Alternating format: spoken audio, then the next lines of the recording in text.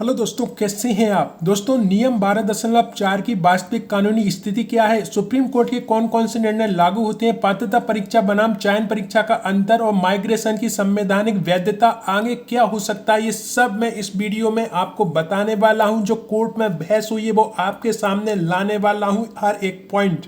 तो मध्य प्रदेश शिक्षक भर्ती क्या आरक्षित वर्ग उम्मीदवार जिन्होंने टेट में छूट लेकर पास किए अब सामान्य वर्ग में चयन नहीं हो पाएगा? ना नहीं, इसे माइग्रेशन होगा या नहीं होगा। सवाल है, क्या पात्रता परीक्षा और चयन परीक्षा एक जैसा माना जा सकता है? क्या टेट सिर्फ क्वालिफाई एग्जाम है, यह वही तय करेगा कि आप सामान्य श्रेणी में जा सकते हैं या नहीं? सुप्रीम कोर्ट के पुराने फैसले का यहाँ पर हवाला दिया गया है। संविधान के अनुच्छेद 14 और 16 की बात कही गई है। आज की वीडियो में 12.4 की पूरी सच्चाई, कोर्ट की बहस और आपके भविष्य पर उसका क्या असर होगा। दोस्तों, क्या फिर से आपका रिजल्ट बन सकता है? वर्ग 2 वर्ग 3 की नियुक्ति कब तक होगी? दोस्तों, सब कुछ इस वीडियो में आपको मिलने वाला है। सबसे पहले दोस्तों, प्रवासन का नियम, यानी कि आप यदि आरक्षण लेके पास होते हैं पात्रता परीक्षा में तो क्या आप भर्ती परीक्षा की सीटों पर दावा कर सकते हैं? यही विवाद है दोस्तों। चुनौती सामने आती है, खासकर आरक्षित श्रेणी के उम्मीदवार जो अनारक्षित श्रेणी में जाने के संबंध में मुख्य चुनौती और पर सुनवाई होती है। दोस्तों, नियम 12.4 की चुनौती है कि याचिकाकर्ता नियम 12.4 को चुनौती दे रहे हैं, जिसके अनुसार यदि आरक्षित श्रेणी के उम्मीदवार टेट शिक्षक पात्रता परीक्षा में अपेक्षित अंक प्राप्त नहीं करते हैं तो उन्हें अनारक्षित श्रेणी में माइग्रेट स्थानांतरित नहीं किया जा सकता। क्लोज 12.4 के कारण आप माइग्रेट नहीं कर सकते। दोस्तों, ये नियम है का आधार आरक्षण है। इसका तर्क है कि उम्मीदवार टेट को आरक्षण के आधार पर यह छूट का लाभ उठाकर उत्तीर्ण किया है।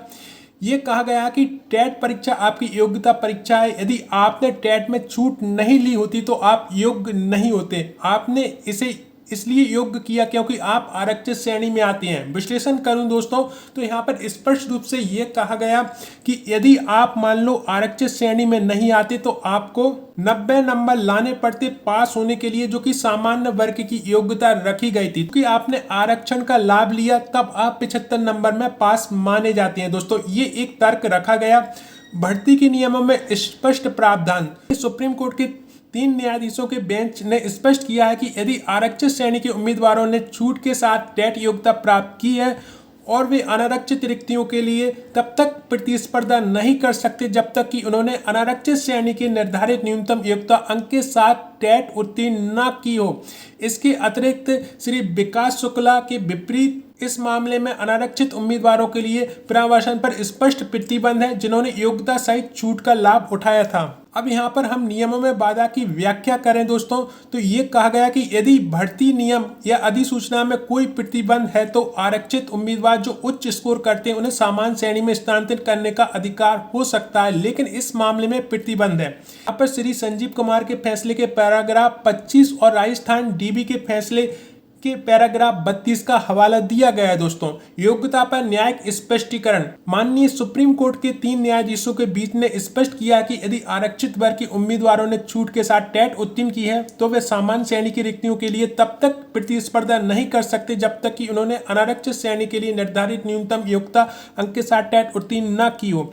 बहस में यहाँ पर दोस्तों विभिन्न नियमों का अनुप्रयोग किया गया। राजस्थान उच्च न्यायालय के पैराग्राफ 43 बताता है कि आरक्षित उम्मीदवारों का सामान्य श्रेणी में प्रवास करने का अधिकार राज्य द्वारा निर्धारित नियम या नीति पर निर्भर करेगा। और यह भी कहा गया कि यदि किसी उम्मीदवारों ने छूट वाले मानक पर योग्यता प्राप्त की है तो प्रवास में इनकार नहीं किया जा सकता यदि कोई स्पष्ट प्रावधान नहीं है। पिछले निर्णयों को अलग करना, दोस्तों वकील श्री विकास शुक्ला के फैसले का जिक्र करते हुए कहते हैं कि इसे श्री संजीव कुमार और एक अन्य सुप्रीम कोर्ट के फैसले द्वारा अलग किया गया क्योंकि श्री विकास शुक्ला यूपीएस के बारे में थे और भर्ती प्रक्रिया अलग थी। नियमों को चुनौती देने का आधार, दोस्तों न्यायाधीश पूछते हैं कि नियम को कैसे चुनौती दी जा सकती है जब सुप्रीम कोर्ट का निर्णय ऐसी शर्तों का समर्थन करता है। यह दर्शाता है कि न्यायिक दृष्टांत नियमों की वैधता को मजबूत करते हैं।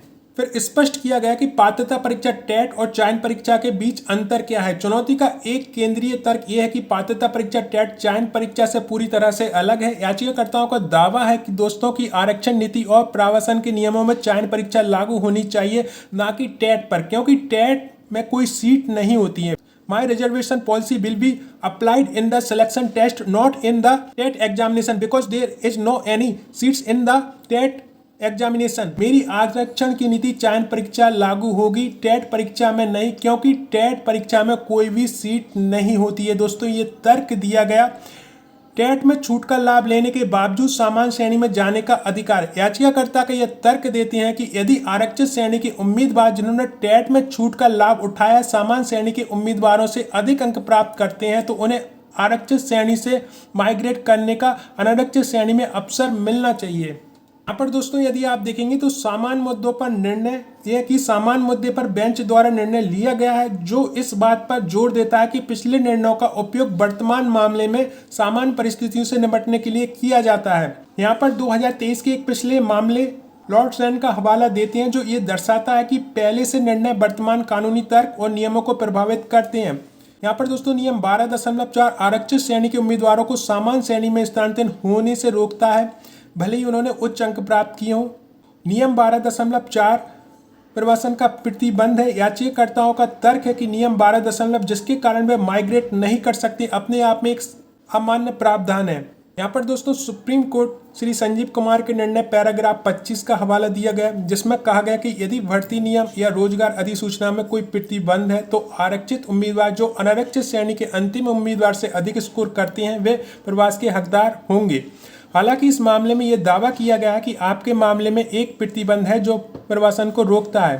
श्री विकास शुक्ला जी और श्री प्रदीप कुमार जैसे विभिन्न सुप्रीम कोर्ट के फैसलों की व्याख्या पर बहस करते हैं। दोस्तों कुछ तर्क ये भी है कि श्री प्रदीप कुमार ने श्री विकास शुक्ला के फैसले को स्पष्ट और सीमित किया है, खासकर उन मामलों में जहां प्रारंभिक और मुख्य परीक्षा सामूहिक रूप से भर्ती के लिए मानी जाती है, जबकि इस मामले में टेट केवल एक पात्रता परीक्षा है। याचिकाकर्ता का तर्क है कि पात्रता परीक्षा टेट चयन परीक्षा से अलग है। आरक्षण नीति चयन परीक्षा पर लागू होनी चाहिए, ना कि टेट में, क्योंकि टेट में कोई सीट नहीं होती। यही विवाद का एक प्रमुख बिंदु है। दोस्तों टेट में प्राप्त छूट का चयन प्रक्रिया से प्रवासन पर असर पड़ना चाहिए। इस बात पर जोर देते हैं कि यदि उम्मीदवार ने टेट में छूट का लाभ उठाया है, जैसे कम पास मार्क्स या आयु में छूट, तो उन्हें सामान्य श्रेणी में स्थानांतरित नहीं किया जा सकता, भले ही उनके अंक अधिक हों। न्यायाधीशों का भी यहाँ पर कहना है कि आप टेट के आरक्षण के आधार पर योग्य हुए हैं, इसलिए उन्हें सामान्य श्रेणी में नहीं रखा जा सकता। और मुख्य परीक्षा सामूहिक रूप से भर्ती के लिए मानी जाती है, जबकि इस मामले में टेट केवल एक पात्रता परीक्षा थी। एक बिंदु पर दोस्तों माननीय न्यायाधीश पूछते हैं कि यह नियम को कैसे चुनौती दी जा सकती है जब सुप्रीम कोर्ट के निर्णय ऐसी शर्त का समर्थन करता है। यह दर्शाता है कि नियमों की वैधता स्वयं विवाद का विषय है। संक्षिप्त में प्रवासन के नियम में संबंधित मुख्य विवाद यह है कि क्या आरक्षित श्रेणी के उम्मीदवार जिन्होंने पात्रता परीक्षा टेट में छूट का लाभ उठाया उन्हें सामान्य श्रेणी में जाने की अनुमति दी जानी चाहिए, खासकर तब जब भर्ती नियमों में इस पर प्रतिबंध हो। विवाद विभिन्न न्यायिक दृष्टियों की व्याख्या और पात्रता परीक्षा व चयन परीक्षा के बीच अंतर पर केंद्रित है। यहाँ पर दोस्तों एक तर्क ये भी दिया गया है कि याचिकाकर्ता निहित तर्क यह है कि यदि आरक्षित उम्मीदवारों ने टेट में छूट जैसे कम मार्क्स का लाभ उठाया है, लेकिन फिर भी उन्हें सामान्य श्रेणी में कट ऑफ के बराबर या उससे अधिक प्राप्त किया है, तो उसे सामान्य श्रेणी में जाने का अधिकार होना चाहिए।